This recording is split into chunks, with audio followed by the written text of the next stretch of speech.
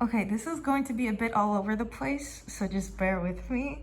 But basically, let's say this is the universe, right? And these two ends are, the ends of the universe.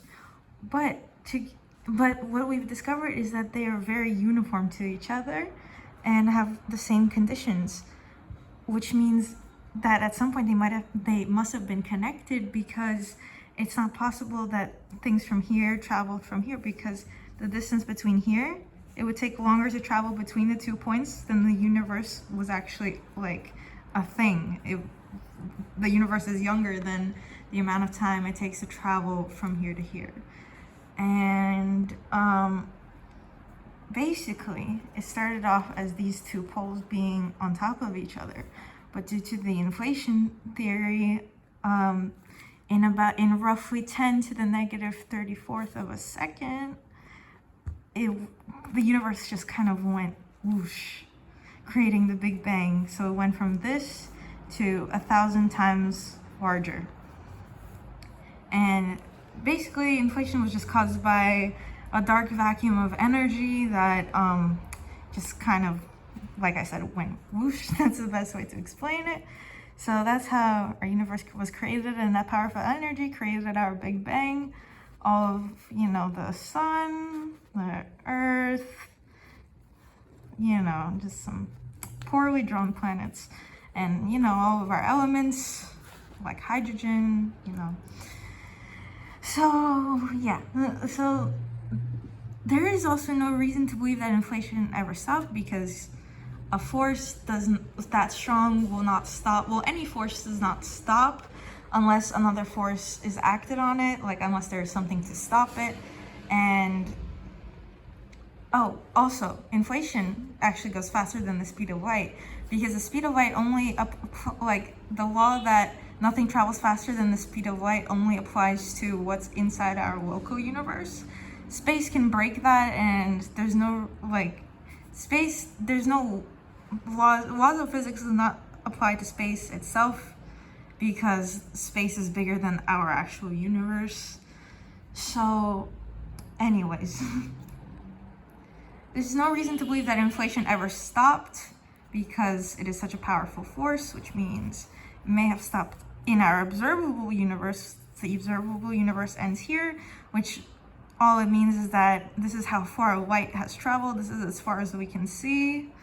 But inflation, let's just say this is the inflation, and it's like, a big, powerful thing that goes whoosh, whoosh. So it could go here, here, here, here, here, here, here, creating multiple parallel universes. They're not drawn to scale. They should be like the same size, creating multiple parallel universes and creating the same thing, infinite Big Bangs, and, infinite planets, infinite realities with a similar world, right? And let's take something smaller than inflation. Let's take a deck of cards. So we have 52 cards in a deck. If you shuffle them an infinite amount of times, eventually they will fall into place, right? And it's estimated that the probability of this happening, if you keep shuffling, is 1 out of 10 to the 68th, right? Now, it's bound to happen. If you do anything an infinite amount of times, things will fall into order again. So if you keep doing this will happen more than once. Like it will be like the 2, 2, 2, 2, 3, 3, and so on. Like the entire deck of cards will be in order. And let's think about that with inflation, all right? So if we're creating multiple universes that are the same, eventually, let's say you are living in universe A, your particle arrangement is, it makes up who you are. Eventually, in some other universe, let's say universe Z, because it's likely not going to happen in universe like B, C, or anything near A, the same particle arrangement will fall into place, creating another you. Because if space is infinite, it's bound to happen that there will be another same set of particles arranged in the same way, making up another you. And the estimate of this happening is actually, the probability of this happening, much bigger than the deck of cards falling into place. Of course, 1 out of 10 to the 10, and then raising that to 118, as found by Alan Guth. I think that's how you pronounce his name. You can look more into him if you would like to. But basically, that is just the background of alternate realities and how you are created multiple times in other universes. And in the next video, I'll explain. So this has already been theorized and everything. I'm not saying I came up with this. I'm just coming up with how this could possibly relate to dissociation disorders, such as dissociative identity disorder, which is multiple. I apologize for the last video getting cut off short. I ran out of storage. So anyways, now related to dissociation, which, by the way, I struggle with myself. I dissociate pretty frequently, and in no way is this to, target those who dissociate. I'm not an expert, and this is just one theory that I came up with. So, and I would like to share it. So humans have no organ to detect energy, right? And we call it a gut feeling or a sixth sense, basically. And we often associate it with the spiritual world rather than parallel universes. And we as humans can feel each other's energy. We can feel like positive energy, negative energy, and we often feel bad things before they happen. Like, for example, let's say one time I was at the beach and all of a sudden I felt extreme fear, and then right away I got stung by a jellyfish. I didn't know what was coming, but I felt it in my gut, and it was my sixth sense. So we feel each other's energy. So let's say because of that probability, 10 to the 10 to the 118, there was another you out there in some universe. Let's call it universe Z, like we did before. And so you are here. You're in universe A. Universe Z is an unimaginable distance away from you, right? So you may think energy cannot possibly travel that far. That's where I think you might be wrong. So my take on dissociation is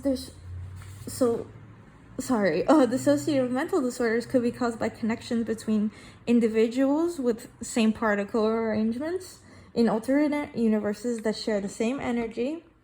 And I tend to feel like the world is dreamlike or not our real home, meaning the alternate version of me born in another universe took over as my main source of my sixth sense, and it's the realest version of me possible. The multiverse is focusing on this version, not this version, because this one is now expiring. The one I'm in right now, it's expiring and outdated. So conservation of energy is never destroyed nor created. So my energy here is being transferred from here to here, and that's why I start to dissociate.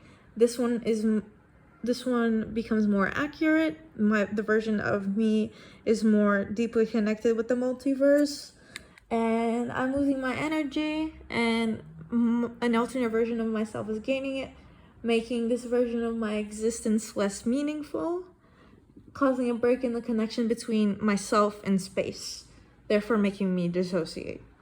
Now let's talk about DID, dissociative identity disorder. That is also known as split personality disorder. Oh, excuse my awful handwriting. And every entity individualized by an arrangement of particles has a version of itself in a multiverse where all the alters connect in one body. So let's say you have DID, right? Well, I personally do not have DID, so actually let's focus on me. So I may have this, I'm living in universe A, I may have a B and a C. But there is a version out there of me that has DID ABC, where all of these connect at some control center because they are all connected, but they also all add up to here. And the people in our universe that have it as a disorder, you know, are actually living as the control center. But since we cannot confirm the existence of alternate realities, we label it as the mental disorder, because although their personalities are very real, it is technically created by their head, right? But I think that might be wrong. And the alters in a person with DID are just different energies existing as one set of particles, and they just happen to be in this universe. Mine is in another universe, so there's a version of me living with split personalities just somewhere else, because there is you know, my A, B, and C connect as an ABC and in another universe, basically.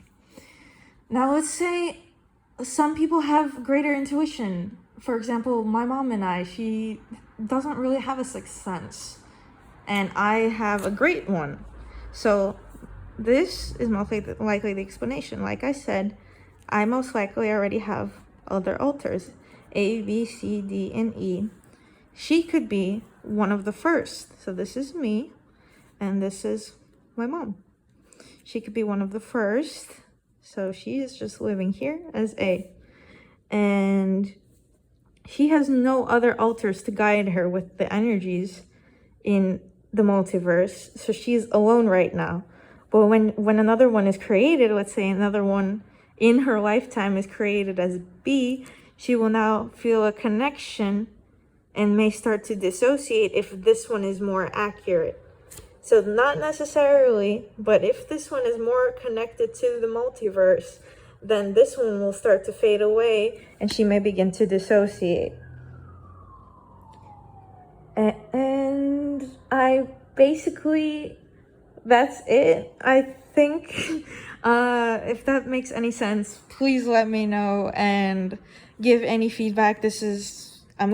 I'm in no way am I a mental health expert or a physicist, or I'm invalidating people with dissociative identity disorder or just dissociative disorders in general, as I struggle with one myself.